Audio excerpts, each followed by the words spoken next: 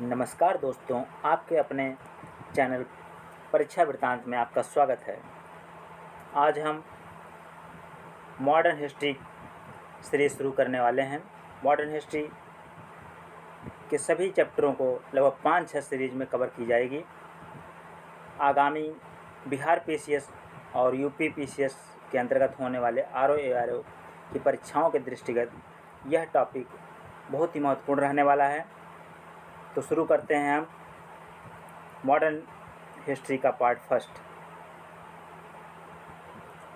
सबसे पहले शुरू करते हैं यूरोपीय व्यापारियों और कंपनियों का आगमन क्रम। पुर्तगीज या पुर्तगाली 1498 ईस्वी में भारत आए। पुर्तगीज कब आए? 1498 ईस्वी में भारत आए। डच और जो हॉलैंड निवासी थे ये 1605 ईस्वी में भारत आए। ब्रिटिश या अंग्रेज इंग्लैंड निवासी थे जो 1608 ईस्वी में भारत आए। डेनमार्क निवासी थे ये 1620 ईस्वी में भारत आए। और फ्रांसीसी जो फ्रांस के निवासी थे 1668 ईस्वी में भारत आए। और इसके बाद आते हैं स्वीडन निवासी स्वीडिश। ये क्रम बहुत ही महत्वपूर्ण है। पुर्तगीज से लेकर के स्वीडिश तक सबसे लास्ट में आए हैं फ्रांसीसी 1668 ईस्वी में। आगे देखते हैं पुर्तगीज कंपनी सर्वप्रथम 1498 ईस्वी में भारत में आई तथा सबसे अंत में 1961 ईस्वी में गई। कब गई? 1961 में। कब आई थी? 1498 ईस्वी में। कौन? पुर्तगीज। अब एक नज़र इन विदेशी कंपनियों की स्थापना का क्रम देख लेते हैं। एक तरफ है कंपनी का नाम, इसके बाद देश, फिर स्थापना, फिर भारत में प्रथम फैक्ट्री कब और कहाँ स्थापित हुई। तो देखते हैं पुर्तगाली ईस्ट इंडिया कंपनी, जिसे एस्तादो द इंडिया के नाम से जाना जाता है। एस्तादो द इंडिया कंपनी ये पुर्तगाल की कंपनी थी। इसकी स्थापना 1498 ईस्वी में हुई और इन्होंने कोचीन या कोच्चि में 1503 में सर्वप्रथम फैक्ट्री स्थापित की। कहाँ पे? कोचीन या कोच्चि में सर्वप्रथम कंपनी अपने स्थापित की थी। आगे देखते हैं ईस्ट इंडिया कंपनी, इसे क्या the governor and company of merchant of London trading into the east Indies के नाम से जाना जाता था। यह इंग्लैंड या ब्रिटेन की कंपनी थी जिसकी स्थापना 1600 ईस्वी में हुई थी। इसको ध्यान में रखना है। ईस्ट इंडिया कंपनी की स्थापना कब हुई थी? 1600 ईस्वी में। इसने 1613 ईस्वी में सूरत में अपनी सर्वप्रथम फैक्ट्री स्थापित की थी, 1613 ईस्वी में। आगे देखते हैं डच ईस्ट इंडिया कंपनी, जिसे बेरेनिगदे ओस्ट इंडिसे कंपनी के नाम से जाना जाता था। यह हॉलैंड जो वर्तमान नीदरलैंड में है की कंपनी थी। इसकी स्थापना 1602 ईस्वी में हुई थी और सर्वप्रथम भारत में इसने 1620 ईस्वी में मछलीपट्टनम में, कहाँ पे? मछलीपट्टनम में अपनी फैक्ट्री स्थापित की। मछलीपट्टनम में अपनी कंपनी स्थापित की। इसके बाद आते हैं डेनिश ईस्ट इंडिया कंपनी, जो डेनमार्क की कंपनी थी। यह 1616 ईस्वी में स्थापित होती है और त्रावणकोर में 1620 में अपनी सर्वप्रथम फैक्ट्री स्थापित करती है डेनिश ईस्ट इंडिया कंपनी। आगे देखते हैं फ्रांसीसी ईस्ट इंडिया कंपनी, जिसे कंपनी देश इंडेस ओरिएंटलेस के नाम से जाना जाता था। यह फ्रांस की कंपनी थी। 1664 ईस्वी में स्थापित हुई थी और सूरत में 1668 में सर्वप्रथम अपनी फैक्ट्री स्थापित की। कहाँ पे? सूरत में। कब स्थापित हुई थी? 1664 ईस्वी में। फ्रांसीसी ईस्ट इंडिया कंपनी के बाद हम देखते हैं Swedish India company. Swedish east India company Sweden की कंपनी थी। यह 1631 ईस्वी में स्थापित हुई, 1731 ईस्वी में स्थापित हुई थी। इसने चीन में अपना केंद्र बनाया। कहाँ पे बनाया? चीन में। आगे हम इन कंपनियों की स्थापना के दौरान घटित घटनाओं और महत्वपूर्ण तथ्यों पर ध्यान देते हैं। पुर्तगाली कंपनी, प्रथम पुर्तगाली एवं प्रथम यूरोपीय यात्री वास्को डी गामा ये नाम बहुत महत्वपूर्ण है, इसे ध्यान में रखिए। वास्को डी गामा मई 1498 ईस्वी में, कब? मई 1498 ईस्वी में अहमद इब्न मजीद नामक गुजराती पथ प्रदर्शक की सहायता से कालीकट, जिस केरल में है, नामक बंदरगाह पर पहुंचा, जहां जहां पर रेड मार्क लगा हुआ है। बहुत ही महत्वपूर्ण फैक्ट है। प्रथम पुर्तगाली एवं प्रथम यूरोपीय यात्री कौन था? वास्को डी गामा मई 1498 में भारत पहुंचा था। अगला फैक्ट है, 1505 ईस्वी में फ्रांसिस्को डी अल्मीडा भारत में प्रथम पुर्तगाली वायसराय बनकर आया। 1505 ईस्वी में कौन? Francisco de Almeida. प्रथम पुर्तगाली वायसराय कौन था? Francisco de Almeida. 1505 ईस्वी में भारत आया था। 1510 ईस्वी में अल्बुकर्क ने बीजापुर के शासक यूसुफ आदिल शाह से गोवा छीन लिया। कौन? अल्बुकर्क ने किससे? बीजापुर के शासक यूसुफ आदिल शाह से गोवा छीन लिया। ठीक, आगे बढ़ते हैं। फ्रांसीसी 1664 ईस्वी में फ्रांसीसी कंपनी की स्थापना हुई। कब? 1664 ईस्वी में मंत्री काल्बर्ट के प्रयासों से फ्रांस के सम्राट लुई 14वां के शासनकाल में हुई थी। किसके शासनकाल में? फ्रांस का सम्राट लुई 14वां। फ्रेंच ईस्ट इंडिया कंपनी को कंपनी देश इंडेस ओरिएंटलेस नाम से जाना जाता है। फ्रांसीसियों का प्रथम फ्रांसीसी गवर्नर फ्रैंको मार्टिन था। कौन था? फ्रैंको मार्टिन था। फ्रांसीसियों का प्रथम गवर्नर कौन था? Franco Martin. 1673 ईस्वी में फ्रांसीसी कंपनी के गवर्नर फ्रैंक मार्टिन ने बेलीकोंडपुरम के सूबेदार शेर खान लोदी से पुडुचेरी नामक एक गांव प्राप्त किया। कौन सा? पुडुचेरी की शेर खान लोदी से, जिसे कालांतर में पांडिचेरी कहा गया। आगे बढ़ते हैं। वानडीवास के युद्ध जो 1760 ईस्वी में अंग्रेज सेनापति जनरल आयरकूट, कौन? जनरल आयरकूट, वानडीवास के युद्ध में, ये वानडीवास का युद्ध बहुत ही महत्वपूर्ण है जो 1760 ईस्वी में हुआ था। आयरकूट ने फ्रांसीसियों को पराजित किया। सीधे यहाँ से प्रश्न पूछा जाएगा, वानडीवास के युद्ध में किसके नेतृत्व में अंग्रेजों ने फ्रांसीसियों को पराजित किया था? आयरकूट के नेतृत्व में। आगे बढ़ते हैं। कर्नाटक का युद्ध अंग्रेज एवं फ्रांसीसियों के मध्य लड़ा गया था। किसके बीच? अंग्रेज और, अब आते हैं अंग्रेज। 1599 ईस्वी में, कब? 1599 ईस्वी में स्थल मार्ग से भारत आने वाला प्रथम अंग्रेज जॉन मिल्टन हॉल था। जॉन मिल्टन हॉल 1599 में आया था स्थल मार्ग से। ये समुद्री मार्ग से नहीं आया था, ये स्थल मार्ग से आया था, जॉन मिल्टन हॉल। 31 दिसंबर 1600 ईस्वी में, 31 दिसंबर 1600 ईस्वी में ब्रिटेन की महारानी एलिजाबेथ प्रथम ने the governor and company of merchant of London trading into the east Indies को पूर्व से व्यापार करने हेतु 15 वर्षों, कितने वर्षों के लिए? 15 वर्षों का व्यापारिक अधिकार प्रदान किया। 1609 ईस्वी में जेम्स प्रथम ने इसे अनिश्चित काल के लिए बढ़ा दिया। ये फैक्ट बहुत इंपॉर्टेंट है, इसको आपको ध्यान रखने की आवश्यकता है। आगे बढ़ते हैं। 1608 ईस्वी में ब्रिटेन के राजा जेम्स प्रथम के दूत के रूप में कैप्टन हॉकिंस, कौन? कैप्टन हॉकिंस किसके दूत थे? ब्रिटेन के राजा जेम्स प्रथम के दूत थे। सम्राट अकबर के नाम पत्र लेकर के आए थे। इसको ध्यान में रखना। किसके दरबार में? जहांगीर के दरबार में पहुंचे थे। कब? 1608 ईस्वी में। 1615 ईस्वी में सर टॉमस रो ब्रिटेन के राजदूत के रूप में जहांगीर के दरबार में पहुंचा था। कौन? टॉमस रो ब्रिटेन के राजदूत के रूप में आया था। और जेम्स प्रथम के दूत के रूप में कौन आया था? Captain Hawkins. 1661 ईस्वी में इंग्लैंड के सम्राट चार्ल्स द्वितीय का विवाह पुर्तगाली राजकुमारी कैथरीन से हुआ था। किससे हुआ था?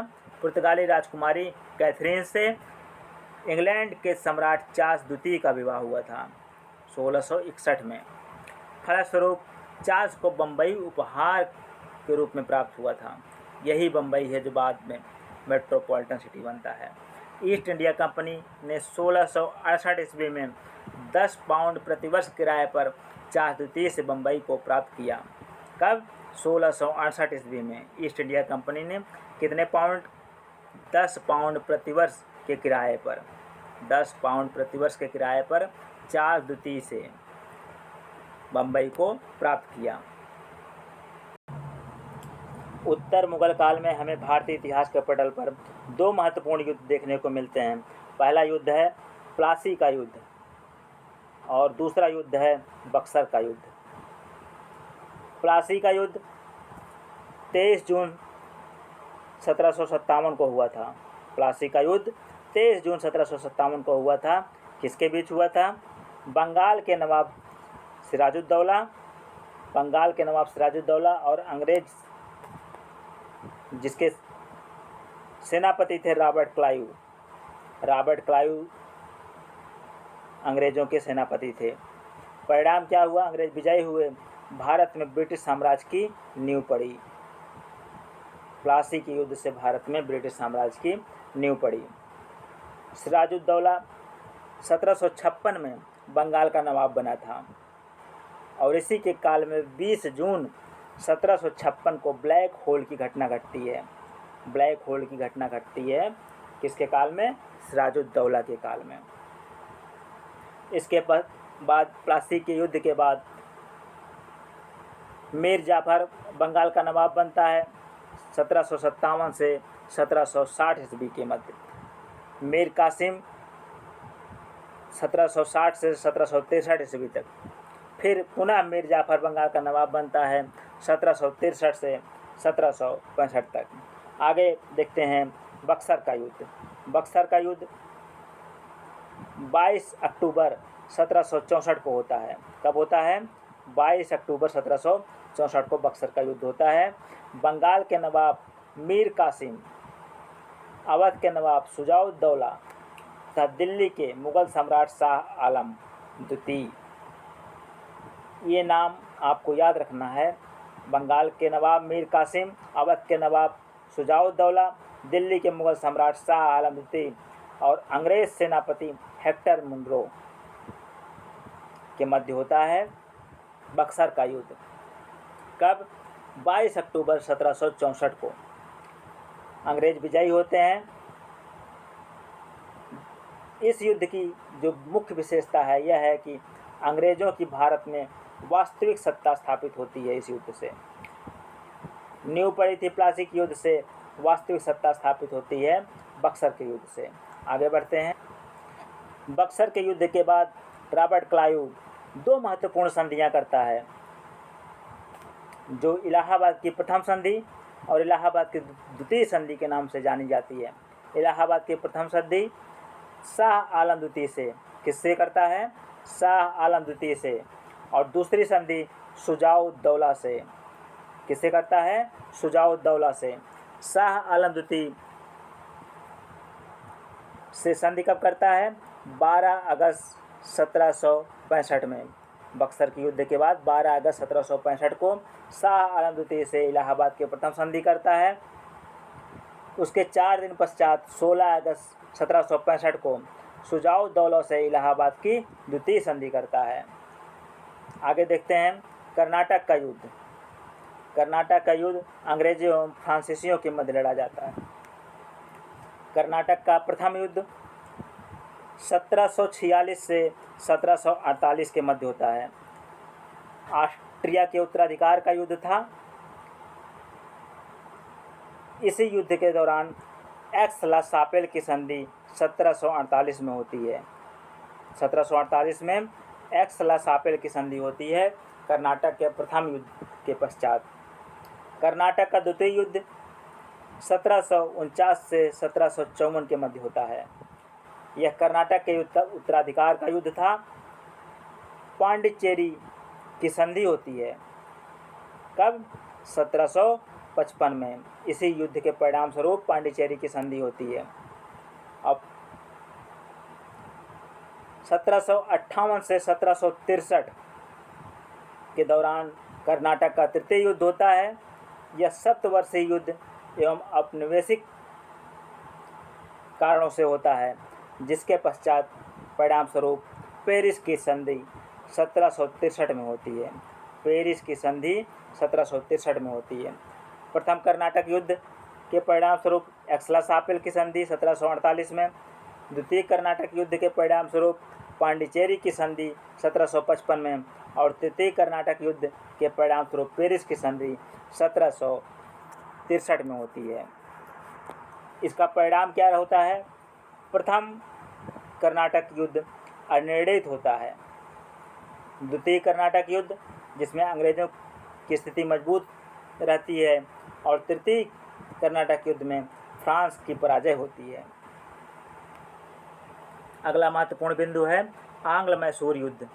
ये बहुत इम्पोर्टेंट है, यहाँ से प्रश्न बनते हैं। चाहे क्रम पूछ लिया जाए, या उस समय कौन गवर्नर बंगाल का था, या मैसूर के शासक और कौन सी संधि हुई थी युद्ध के पश्चात, इससे प्रश्न बनते हैं। इसको आपको ध्यान में रखना है।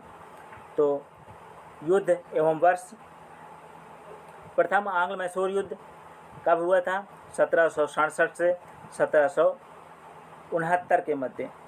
मैसूर का शासक हैदर अली था। बंगाल का गवर्नर लॉर्ड वेरलस्ट था। इसमें मद्रास की संधि, कौन सी संधि होती है? मद्रास की संधि होती है 1769 में। अगला है द्वितीय आंग्ल मैसूर युद्ध कब होता है? 1780 से 1784 के मध्य। टीपू सुल्तान शासक रहता है। बंगाल का गवर्नर लॉर्ड हेस्टिंग। परिणाम स्वरूप मंगलौर की संधि होती है 1784 में। 1784 में मंगलौर की संधि होती है, और इसी दरमियान हैदर अली की मृत्यु हो जाती है। तृतीय आंग्ल मैसूर युद्ध 1790 से 1792 के दौरान होती है। 1790 से 1792 के दौरान तृतीय आंग्ल मैसूर युद्ध।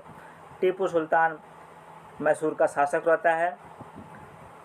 बंगाल का गवर्नर लॉर्ड कॉर्नवालिस। परिणाम स्वरूप श्रीरंगपट्टनम की संधि होती है। कब? 1792 में। 1792 में श्रीरंगपट्टनम की संधि होती है। अगला और अंतिम चतुर्थ आंग्ल मैसूर युद्ध 1799 में होता है। कब होता है? 1799 में चतुर्थ आंग्ल मैसूर युद्ध। टीपू सुल्तान मैसूर का शासक होता है। लॉर्ड वेलेस्ली बंगाल का गवर्नर। मैसूर की गद्दी पर अडयार वंश का एक बालक कृष्णराज बैठा, और इसी युद्ध के दौरान टीपू सुल्तान की मृत्यु होती है। तो हमने देखा 4 आंग्ल मैसूर युद्ध हुए, जिसमें पहली मद्रास की संधि, फिर उसके पश्चात मंगलौर की संधि, फिर श्रीरंगपट्टनम की संधि होती है। ठीक, आगे बढ़ते हैं। अगला हमारा महत्वपूर्ण बिंदु आंग्ल मराठा युद्ध। हम देखते हैं 3 आंग्ल मराठा युद्ध होते हैं, जिसमें पहला आंग्ल मराठा युद्ध 1775 से 1782 के मध्य होता है। प्रथम आंग्ल मराठा युद्ध के दौरान सालबाई की संधि 1782 में होती है। कौन सी संधि होती है? सालबाई की संधि 1782 में, और इसमें अंग्रेज़ों को सालसेट तथा एलिफेंटा द्वीप प्राप्त हुआ। माधवराव नारायण पेशवा बना तथा राघोबा को पेंशन दी गई। आगे देखते हैं द्वितीय आंग्ल मराठा युद्ध कब होता है? 1803 से 1806 के दौरान। ये बहुत इम्पोर्टेंट है। द्वितीय आंग्ल मराठा युद्ध के दौरान 3 महत्वपूर्ण संधियाँ होती हैं। पहली होती है देवगांव की संधि। कौन सी? देवगांव की संधि 17 दिसंबर 1803 को होती है। अंग्रेज एवं भोसले के मध्य, अंग्रेजों एवं भोसले के मध्य होती है देवगांव की संधि। द्वितीय सुरजी अर्जन गांव की संधि। सुरजी अर्जन गांव की संधि 30 दिसंबर 1803 को होती है अंग्रेजी एवं सिंधिया के मध्य। तृतीय राजपुर घाट की संधि। राजपुर घाट की संधि 25 दिसंबर 1805 को होती है। लॉर्ड वेलेस्ली के जाने के बाद जॉर्ज बार्लो द्वारा होल्कर से संधि की गई। तो हमने देखा द्वितीय आंग्ल मराठा युद्ध जो 1803 से 1806 के मध्य लड़ा गया। 3 महत्वपूर्ण संधियां होती हैं, देवगांव की संधि, उसके पश्चात सुरजी अर्जन गांव की संधि, उसके पश्चात राजपुर घाट की संधि। इसके बाद आगे देखते हैं। अंग्रेज़ों के